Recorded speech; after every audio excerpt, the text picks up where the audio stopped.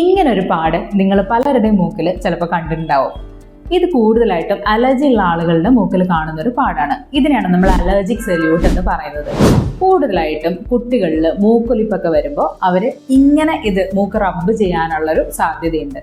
അതവർ കൂടുതലും ചെയ്യുന്നത് അവരുടെ ആ ഒരു ബ്രീത്ത് പെട്ടെന്ന് എടുക്കാൻ വേണ്ടിയിട്ട്, ഈ മൂക്കൊന്ന് ഓപ്പൺ അപ്പ് ആവാൻ വേണ്ടിയിട്ടും, അല്ലെങ്കിൽ എന്തെങ്കിലും മൂക്കൊലിപ്പൊക്കെ വരുമ്പോൾ ആ സ്രവങ്ങൾ തുടച്ചു കളയാൻ വേണ്ടിയിട്ടാണ് കുട്ടികൾ അങ്ങനെ ചെയ്യുന്നത്.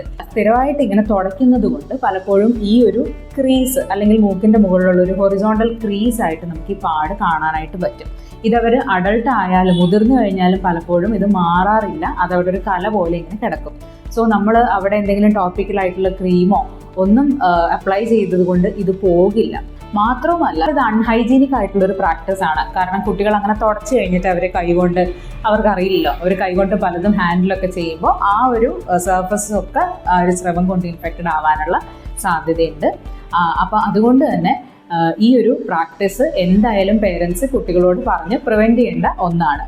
അപ്പോൾ ആ ഒരു പാടിനെ ട്രീറ്റ് ചെയ്യുന്നതിന് പകരം കുട്ടിയുടെ അലർജി കൃത്യമായിട്ട് ട്രീറ്റ് ചെയ്യാണ് വേണ്ടത്.